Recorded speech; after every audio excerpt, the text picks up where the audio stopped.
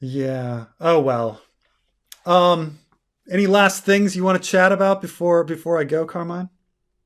There was a conversation I was having with someone a while ago. I'll bring it to you and the audience as well. Hmm. So uh, they were asking me like, when do I think Dave and Dan really started to become a fucking joke in the community? Because once again, like you and I praise Dave and Dan quite a bit, even though I Hmm. personally think their hate online started with you, kind of. Like I think Hmm. you were like one of the first few YouTubers. I think you were the first YouTuber to really like destroy and eviscerate Dave and Dan critically. And of course, but we also have to remember like a lot of the really amazing scenes in the first 3 to 4 seasons were their creation. I always, Hmm. harken back to Cersei and Robert. You loved Theon and Maester Lewin. Maisie Williams and Tywin for me. That was a great change. But then, of course, later on, they start to go down a hill. When do you think like they became a meme? Like when they became a joke? Because they were like Hollywood's dream team. Everybody wanted them, but they were committed to thrones. I will tell you the. I think one of the first cracks was Podrick. Like honestly, like when they made Podrick like into a sex god, it was kind of all ridiculous, right? That's a little silly, but okay. Yeah, it's a little silly. That was like the first crack where people are like, "Well, that's odd." Like, what season was that? Like, I was that way back in season two? That was season 3. So Mm. Tyrion gives Podrick a gift for saving him from Sir Mandon at the Hmm. Blackwater, and then he gives like Podrick. I get no. He pays the prostitutes to have sex with Podrick, and then Podrick comes back later and gives him the money back, and then that's how it really began. I believe that was season 3. Yeah. So I mean, there are definitely some cracks, but I really do believe that like Dave and Dan, when given time, when given like and when putting in their effort, they can create really great stuff. I think they are writers, and when you give somebody time to put together writing, they can do it. And I think when they have the freedom to like write their own stories, they're better at it than um, trying to fit George R. R. Martin's plot like empty plot points. And so I think that was a big part of it. Like for instance, we praise over and over again like the Robert Cersei writing, like and how these were some really great scenes, but it was all created. That was not a George R. R. Martin plot point. Mm-hmm. Had George R. R. Martin said like no, like these characters have to just completely not care about each other because that's and then they went forward and tried to write those scenes, they wouldn't have worked with a George R. R. Martin plot point in there. So like when given their own freedom and when given time and care to do something, they can do it. I just don't think that. I think they got very busy. The show became huge and it became bigger, and there was more spectacle, and there was more things to write. Too much, like it's if you're writing one scene, that's a lot different than writing an entire episode. So I just think they were spread thin. They didn't have as much time, and when you don't have as much time, and you have these plot points that you feel like you need to hit, that don't even necessarily feel like what you would write, that things are going to end up in that that weird like that. So you know, I mean, I don't think I caused anything. I think it was a symptom. Um, I, but I always make that joke, but I'll tell yeah. you my personal opinion when I think they started to become like that meme, because you're right, like cracks started forming for me. I like season 5, but they formed in season 5. You started seeing it with like Bad Pussy Mm, and amongst other things, and then season 6 where like what half of the characters are just standing around waiting for something to happen, yeah. like Cersei and Hmm. Tyrion. But when it really started to become meme was we just come off the heels of like episode 3 of season 8, And the whole end of the White Walkers, it left a lot of people unsatisfied. And now it was time to deal with Cersei and Euron Greyjoy's fleet. And at this point, Daenerys, like Dany has like she's lost to the Iron Fleet. Mm-hmm. Like they've fucked her up at least like twice already. Yeah. Like they destroyed her Dornish Ironborn allies, and they stranded her Unsullied forces in the Westerlands. And then like we get to episode 4 when she had to like regroup with her army back on Dragonstone, and then she gets ambushed again by the Iron Fleet for a third time in a row, losing not only a good chunk of her remaining naval forces, but also her closest confidant and a dragon. And now, like, normally this is a story decision that, you know, people would bitch about, but that would be the end of it. But it wasn't, but because at the end of the episode, Dave and Dan come on and they explain, like, the reason behind their decision. And that's where we get the infamous, she just kind of forgot about the Iron Fleet.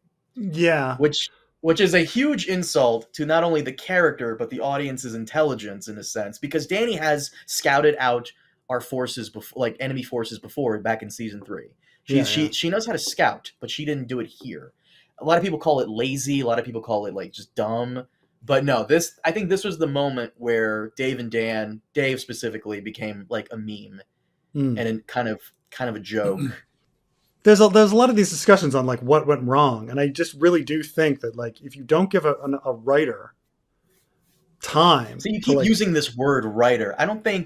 I think Dave and Dan are the perfect fans. Hell, I would argue they're YouTubers, because you've done this too. You've taken elements from the book and even the show and fixed it because you're such a fan, right? And they're just really good, intuitive fans who see something and go, well, this could be added to improve. And that's what a majority of the first 4 seasons were, improvements on the story. Even George R.R. Martin himself said, oh, I wish I had that scene with Arya and Ned where Ned's like, I'll find you a lord who's worthy of you. And she goes, that's not me. George loved that one, and he wished he could have put it in his books. And they put it in the show. So, you know, or the Chaos is a Ladder speech. George really liked that. Everybody loved that Chaos is a Ladder shit. That survived in the popular culture. But now dealing with like the fan fiction project, I will say that there is an enormous difference between having a blank page and writing something versus like somebody else throwing their page at you and you like changing it around. And even if like what you change around in the end becomes like unrecognizable, it's still a lot easier to start with something and change it than it is to just start with something like completely fresh from nowhere. But so I do think that they were very good at that, like taking George's ideas and improving them, or, you know, adding this and that. But those were all like sprinkled in. Like, you know, it's easy to have like one good idea. But coming up with a lot of good ideas, as they always say, like musicians have their whole lives to make their first album, but then they have 2 years to make their second, which is why like follow-up albums always suck, you know? I do really think like they didn't, like no one gave them the time and quiet to just sit down and make things work, you know? That I think they were rushed. With you, because by the time season 6, hell, I would even argue by the time season 5 came around, season 5 ended with Jon Snow being stabbed. Like this was like peak Game of Thrones. Yeah. Them not having time and resources, I think is a cop out, because at this point HBO would do what they did with Jerry Seinfeld. They would like, because when Jerry ended Seinfeld, the show, NBC came to him and like, you know, we're about to drop truckloads of money on his lawn to get him to do another season of Seinfeld. HBO would give Dave and Dan the world to keep doing Game of Thrones and do it better. If I don't know why they didn't bring in like good writers. Like, you know, you've got a team of writers, like let them do it. Right? You know, like you've got all this money. Bring in somebody else that like is good and you can trust. But there was just so much of the problem of people sitting around while waiting for plot points to happen. And then that's HBO's fault. Because remember, they wanted to do 7 seasons based off like 7 books, seven gods. 7 seasons. That's Seven Kingdoms, 7 seasons. But they had to change things to get to the 8th season. Um, but Talisa was not an improvement. Talisa was kind of a weird. Talisa was a really bad idea, but I don't necessarily think that the writing between like the Talisa Robb scenes were like bad. But then again, there you have a couple good actors, but I don't necessarily think their dialogue was so horrible. Other than the fact that the idea of a traveling nurse like sassing a king on a battlefield um, was ridiculous. Like that's a really dumb idea. I want to agree with you, but Anna Chaplin's so fucking beautiful. I just, and those ass shots. Woo, woo, those ass shots. You're I'm sorry. blinded. I just It was a really, really, really dumb idea, but I don't know if necessarily all of the scenes were that bad. Like I just remember Catelyn being angry at her, them having some romance together, her having the whole like I'm pregnant, don't you want to name your kid Ned, and her getting stabbed and feeling all of that. I have to go see when we do a rewatch. We'll have to think about whether how well the Talisa plot went, and if it was like whether it was really a sign of all the things to come. Like it was a sign of not caring about logic. It's true. I'll grant that. But people didn't really care that much because, if something's illogical, people will let it go if it's good and if it's pulled off. But they did want to bring in Jane rush off. Westerling and have her like be stabbed in the Yeah. stomach. I mean, Because remember, Lisa gets killed off. Yeah. I mean, they could have just had Westerling and have her get killed off. It would have been the same thing. I mean, wouldn't have made it much of a difference. But I think they just it was easier to have them walking a battlefield or something outside than have the whole like injured seduction thing. I don't know. They did want to rush off and do Star Wars. It's true that they were, and I say this is a lot to do with like them having enough time, is that when they're spending all of their time worrying about their personal life and advancing their careers and like wheeling and dealing and meeting with producers and stuff like that, that takes time. That takes up a lot of time. Like when, people forget I mean, when you have work, right? Like regular work, say your boss wants to have a meeting and it's at 3. Like, it's not just that the meeting's at 3.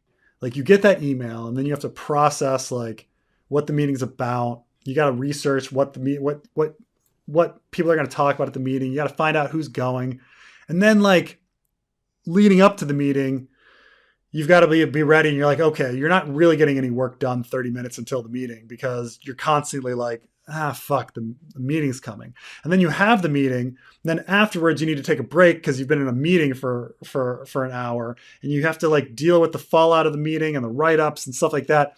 So that 1 hour meeting isn't just 1 hour. Like you end up eating like 5 hours of your day because of a 1 hour meeting, because of like lead up and decompression and all these sorts of things that happen.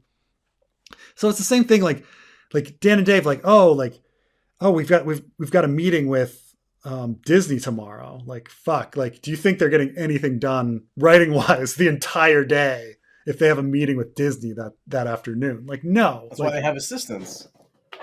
Yeah. I mean, they should have outsourced it and stuff. They should have brought in writers and stuff like that. Well, I can also like sympathize on some level because for 9 years, their day every day was Game of Thrones. They shot on location. They lived, they breathed, they slept, they ate Game of Thrones all day, every day. Yeah, you get sick of it and you want to move on. I mean, it is a job and they're looking for their next thing. So, everyone's